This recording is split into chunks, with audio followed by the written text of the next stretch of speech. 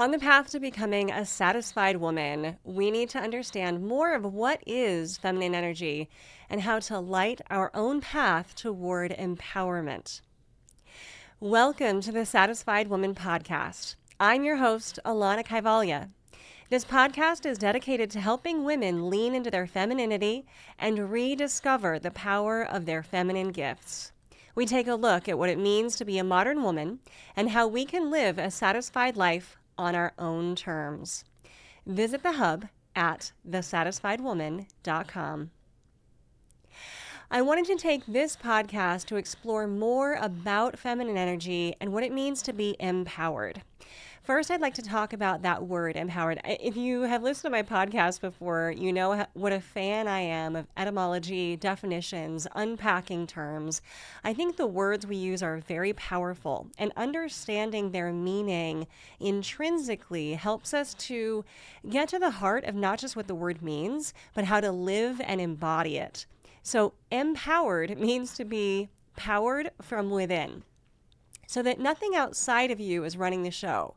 There's no terms, conditions, or rules telling you what you need to do for yourself. There's nothing driving you from the outside. You're actually driven from within.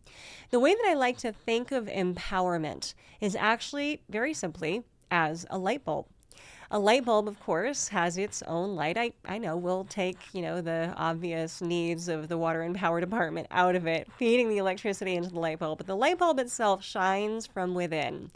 And even if the light bulb itself has a shade covering it, the light is still there. And if you put a blanket over the top of that shade, the light is still on. We're still powered from the inside, even if people around us can't see the light or are immune to it or, frankly, are just blind to it.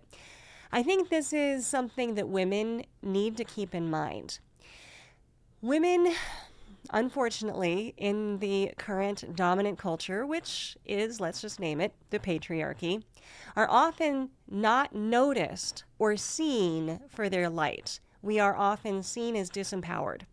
That kind of messaging from the culture often creates a negative cycle within us that makes us feel as if we are disempowered, as if we don't have our own agency. So whether we're being given it from the outside or not, whether it's being taken from us from the outside or not, whether we are denying it to ourselves, that state of disempowerment keeps us small. It prevents us from reaching our goals of equality or equity. And it feeds into the narrative of women being less than, women not having the power to do things themselves. And we're overcoming this. I understand we've got things happening that are allowing women to be more empowered. We're being viewed as more empowered. We're helping each other become more empowered.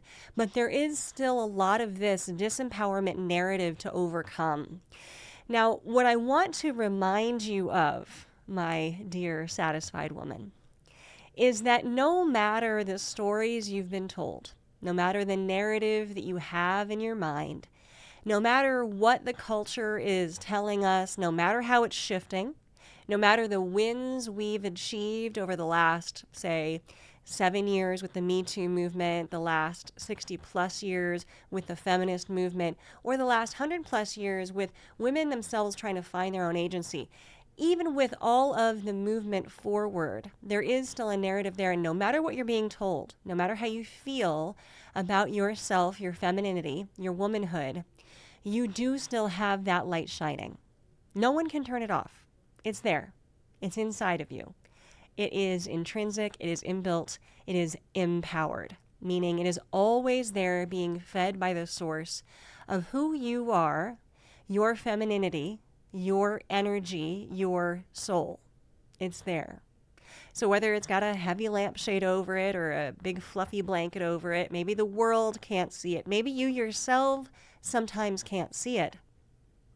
It's there. So if we're on the search for feminine energy, if we're trying to embody that more fully, if we're trying to become more fully ourselves, which would be a state of empowerment, Joseph Campbell, the mythologist, he's very quotable. He's frankly very quotable. One of his quotes is that the privilege of a lifetime is being who you are. Now, I love this no matter who you are, no matter who's listening to this podcast, no matter who you share it with, or whether you're leaning into your femininity or helping someone in your life lean into their femininity or not. Being who you are, knowing who you are, is truly the state of empowerment.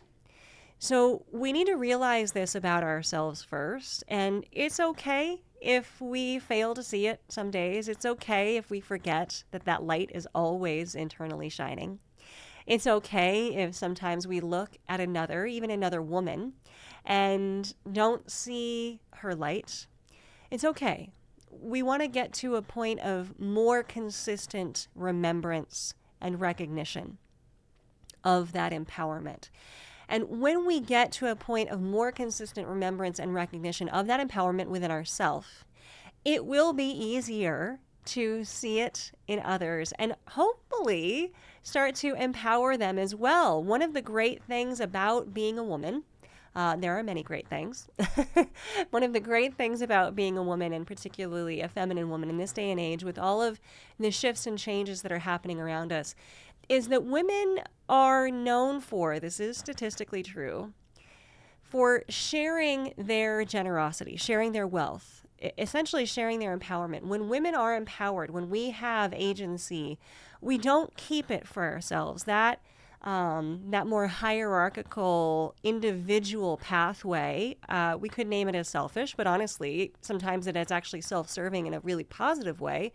But that more individualistic kind of pathway towards a hierarchical view of success is a masculine trait.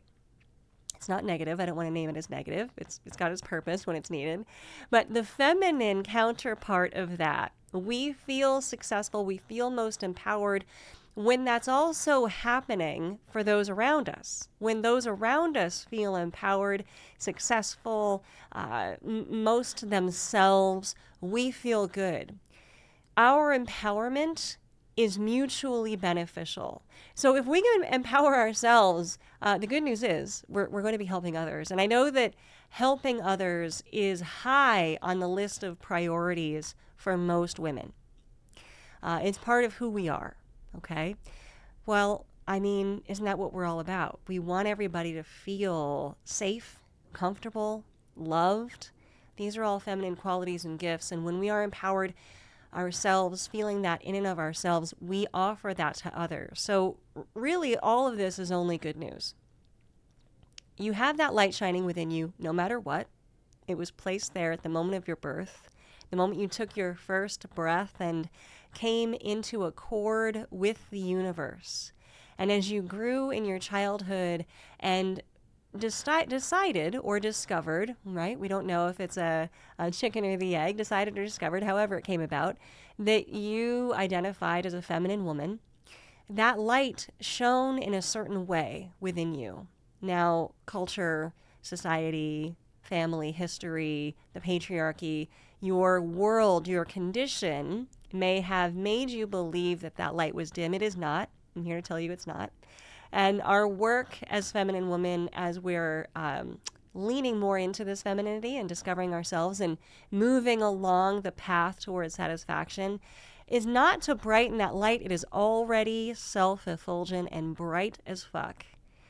It's simply to uncover it. It's simply to release the trappings of all of the BS, the belief systems, that make us believe that that light is not on. So, that said, my little pep talk of intrinsic empowerment, which is who you are, I'm hoping it's getting you excited for what empowerment means for you and what it will allow you to do as a woman in the world, because we've got work to do. Not just for ourselves to make our own personal lives better, but in the world to make the lives of other women, our daughters, our sisters, our mothers, other men around us, the people that we love most, better. That's really at the heart of who we are as feminine women. We want everybody to succeed. We want everybody to be happy. It's just a part of our nature. You know, I don't mean to speak for you, but I do imagine that if you are a listener of this podcast, that's probably something that's in your value system. And so I'm speaking to that. Now, I want to give you some pointers as to how you know when you are in your personal power. There are some ways to know that, because you might be wondering, well, great, thanks, Alanna. I appreciate your pep talk on the fact that I do have this empowerment inside of me, but how do I know that? How do I recognize that in others? How am I sure that I am empowered? How will I be able to tick that box? I love ticking boxes as much as the next person. So let me give you a couple of tips and hints for what being in your personal power feels like, powered inwardly, letting that light shine, and hopefully shining bright enough that you start to release whatever might be covering over it and dimming it, either for yourself or for others. So one first little box to know that you are self-empowered is that you have autonomy. You are calling the shots. Now, this is tough for women. Historically, we've had shots called for us, whether that be in our personal lives or our collective lives, whether it be our individual bodily rights being stripped away, whether it being told who to marry, whether it be being told how to dress, what career to choose, how to act in the world, how to repress our femininity because it's being devalued. There's a lot of messaging out there that strips us of our autonomy. You'll know when you're empowered when you take that back, when you're calling the shots in your own life, when you have agency, when you can stand up for yourself, when you can say no. No to whatever drains your energy. No to whatever feels inauthentic. No to whatever doesn't serve your highest purpose or the highest purpose of those around you. No to overextending yourself. When you have the agency to choose fully what is right, good, and true for you, you know that you are empowered. So you have autonomy. You are calling the shots. Now, if you're not doing that right now, I understand. I do. There's a lot of, again, messaging in our history, in our culture, that tries to take that away from us. But I guess my question back to you would be, what would happen if you did? What would happen if you started calling your own shots? What would happen if you took back your own agency? I know for myself, in my history, or even in my present moment, when I feel a sense of disempowered and I don't feel autonomous, if I don't feel like I have agency, the thing I'm most concerned about is pissing someone else off or upsetting someone that I love. Well, if I don't do what they ask, either they won't need me, or they'll think that I, don't feel a certain way about them, or they'll go somewhere else for what they need. It's usually about hurting other people's feelings. My suggestion to you is don't worry about it. Let go of that. When you are autonomous and you are working in your own agency, you're working authentically. And if you're not, anything you do inauthentically ultimately is harmful to yourself and others anyway. It's not coming from your heart. It's not coming from your soul. And though there may be a short-term gain in doing what someone else is asking and, not pissing them off, there is no long-term gain, and it's not going to further connect you to them or with them. So it's okay to get comfortable with disappointing people sometimes. Now, if it's in your value system to do something for them that's a bit outside of your comfort zone, I understand, and doing that occasionally is okay. I wouldn't recommend it long term. It's not a part of a long-term successful solution. And as women, we have been taught and trained to care far too much about the needs of other people while subjugating our own. And that just needs to stop. It just does. Just because people are used to it, just because we may be used to it, doesn't make it right. And it doesn't make it the way for us to move forward. Autonomy and agency are how you know you're empowered, and sometimes disappointing other people helps you to get your own needs met. And in my research, in my study, there is almost nothing more important to the life of a human than getting his or her own needs met. So we start here with autonomy and agency. The next little box to know, thing to tick, is that you have self-trust. You trust yourself. You trust yourself. Now, for a feminine woman, what that means is that you honor your intuition. I maintain that the two most important qualities of femininity are our intuition, our inner knowing, and our emotions. Our emotions and our intuition are the beating heart of womanhood and the core of femininity. It is who we are. And our culture has spent 2,500, probably up to 5,000, maybe even 8,000 years if we look back at where the patriarchy originated, repressing that. Because when women listen to their intuition, it means things need to change. Our intuition speaks oftentimes when we feel a sense of discomfort. We get that spidey sense, that tingle inside of our belly or maybe on the back of our neck that says, wait a minute, something's not right here. Now, I know for myself, and I speak this way because I imagine it's probably the same for you, that when we feel it, we often don't listen to it. And I cannot tell you how every single time I haven't listened to my intuition, I have regretted it. I've looked back and regretted it. And I bet that that's true for you too. There's never going to be a time that you don't listen to your intuition and you get past something and think, wow, that was actually really great. Your intuition is there for a reason. It is your ancestry communicating to you about what keeps you safe, happy, and comfortable.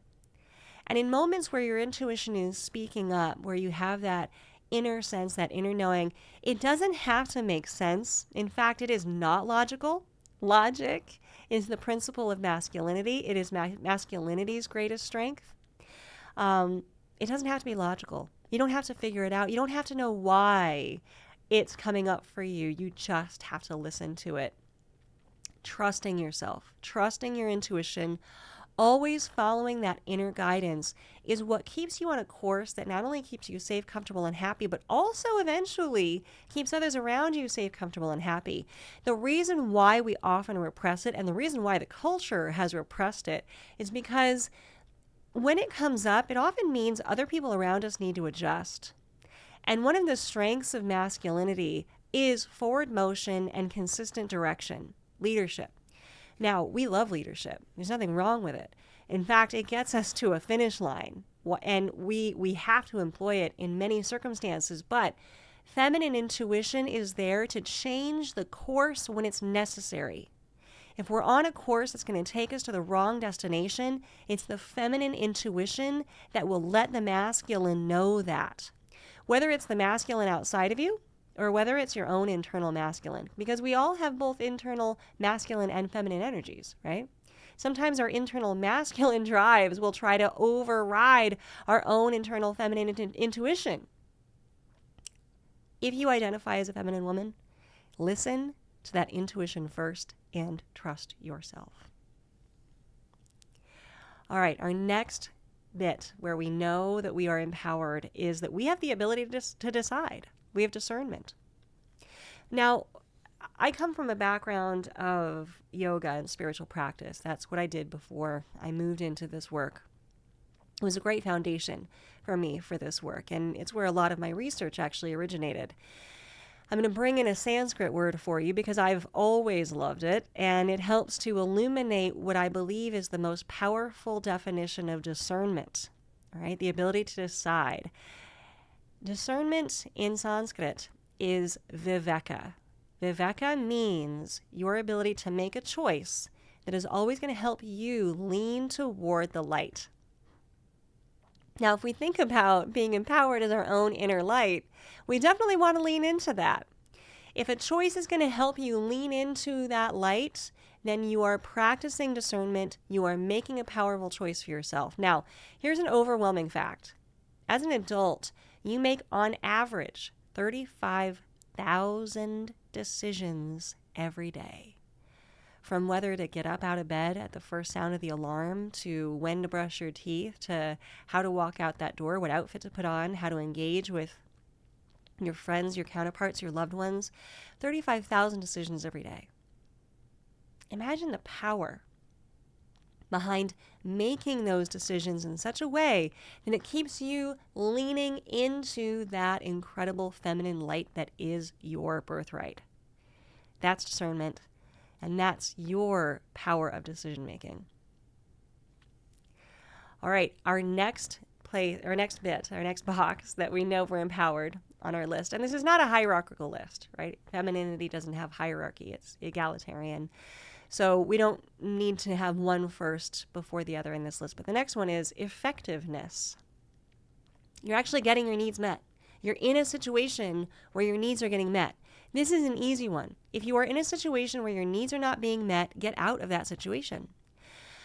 Okay, it's easy for me to say that. I know that there are many situations that it is both difficult and, especially for us women, potentially dangerous to get out of.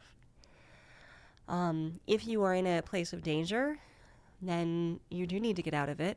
And I understand the difficulty in sometimes extracting yourself from a dangerous situation. My heart is actually feeling a lot of emotion for that right now, for my fellow women who are in that position. And please reach out for help if that is the case. I want that for you. If there are situations that are more under your control and you notice that you are not getting your needs met, whether it's a relationship with a friend, a loved one, a business, a housing situation, whatever the situation is, if your needs are not being met, get out. You are not being effective. Effectiveness means that what your heart wants is being achieved. The definition of satisfaction is the fulfillment of your wishes and needs. You cannot be a satisfied woman if you are not getting your wishes and needs met. So if the situation that you're in right now does not allow you to do that, it is time to leave. Simple as that. It's actually an easy choice. It may be hard to do, it may be hard to execute, but the choice can come from that empowered light, and it can be a good choice for you. All right, our next point to know that we are empowered is determination. You have the will to do it. You have the energy to do something. You have the energy to move along your satisfied path. If you feel sapped, if you feel burnt out, then it is not your path. It is time to leave. You need to drop whatever it is that's draining you so that you can be more resourced and have your well full so that you can move on the path of the satisfied woman. The next thing to know that you are empowered is connectedness, that you feel connected to those that you are around, that you are surrounded by people that you love. And you can love them a little bit. They can be work colleagues, they can be acquaintances, but you're in a community that you enjoy, that you feel comfortable in, that you're in a family that you enjoy and feel comfortable in. We place a lot of weight on family, but I want to relieve you of that weight to some extent and remind you that family was not necessarily a choice, and not all family members are going to serve your highest good. And if they don't, it might be time to resign or check out, either permanently or for a short amount of time to get your well filled, to become more empowered, to find your boundaries, to understand your needs. Family is optional. I had a powerful experience as a young woman where I stood up to my father. He was abusive, and I actually ended up in court. That was the only way that I could get him to just stop what he was doing. And it was the first time in my life that someone stood up for me and affirmed that choice. It was a judge. She was a woman, and I'll never forget what she said to my father. She said, you have a belief that you have a right to a relationship with your daughter, and that is not a correct belief. In fact, it is a privilege to have a relationship with your daughter, and today I revoke that privilege. Now, I needed to have the law step in order to sever that relationship with my father at the time, in order to create safety for me, in order to enforce my boundaries. And I am still grateful. This is why I'm telling the story, to that wonderful woman judge who had the power and the agency to help me make that choice and enforce it. Now, many people didn't understand that because we hold so dear to this idea of family. Blood is thicker than water. But again, it is a privilege to be in a relationship with anyone in your life. And for anyone that you don't feel connected to, who isn't feeding that source of empowerment, it might be time to either hit pause or hit eject. Okay, 2 more points to know that you are empowered, to recognize that beautiful light burning within you. You have nurturance, meaning you have time and the ability to care for yourself. You have the time and the ability to make your life a little easier. I owned a business before this one. And one of the things that I came to really love and adore in my business was the power of outsourcing. There are a lot of things about running a business that I didn't love. I didn't love the marketing. I didn't love some of the admin aspects. And in the beginning of my business, of course, I had to do everything because I was building it. But eventually I realized I didn't have to do everything, that I could ask for help, that I could outsource things that really didn't serve my soul so that I could have time to do the things that really did serve my soul and that allowed me to tap into my creativity. Now, outsourcing isn't just for business. You can actually outsource almost anything in your life.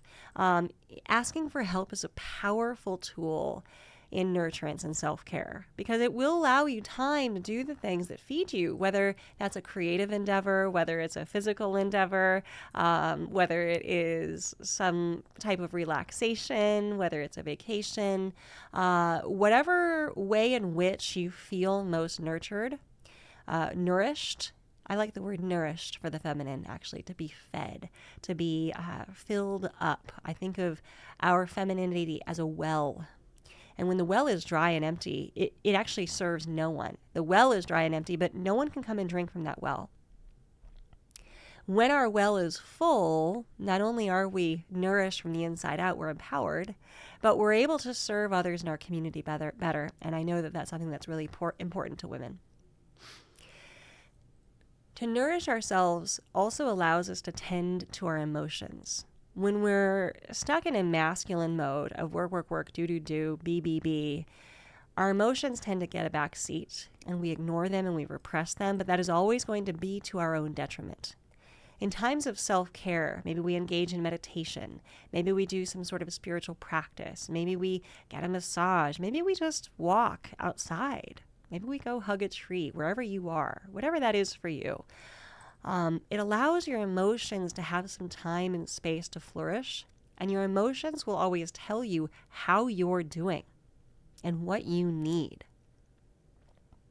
If the 2 most important gifts of femininity are emotions and intuition, then this is critically important. So nurturance. All right, our last bullet point for how to know we are empowered is self-affirming. We're affirming all the things we're doing. And really, that is a sense of self-forgiveness. Because, sometimes we don't get it right, but we can still affirm the choice that leads us to the next one. So if you look back over your life, they say that hindsight is 20/20. If you look back over your life, maybe you can see how even what may have been the wrong decision in the moment led you to a right one down the road. And you can affirm even the decisions that maybe you second-guessed at the time were always the right ones for you. To know that you can forgive yourself is important, but here's a trick about forgiveness. There's actually nothing to forgive. When you come to that realization, everything is forgiven. It's like the child who spills the glass of milk on the floor. We don't admonish them for it. We don't deride them for it, degrade them for it. We don't abuse them for it. They simply spilled the glass of milk. They didn't do anything wrong. There's nothing to forgive in that action. It's the same for us. There's nothing to forgive. We did the best in the moment that we did it, and it's led us to where we are now. And we can continue to learn from our past and do more in the future to affirm our internal light and remain in that state of self-empowerment. So, my fellow satisfied woman, this is how we remain empowered. This is how we light the path to empowerment. Remember that your light is always on. Start to see it in yourself every day, and that's going to allow you to see it in others. From the bottom of my heart, thank you for your time, and thank you for being on this path with me. I'll look forward to talking to you more in the next podcast. For now, join my community and learn more about the path to becoming a satisfied woman on my website, thesatisfiedwoman.com.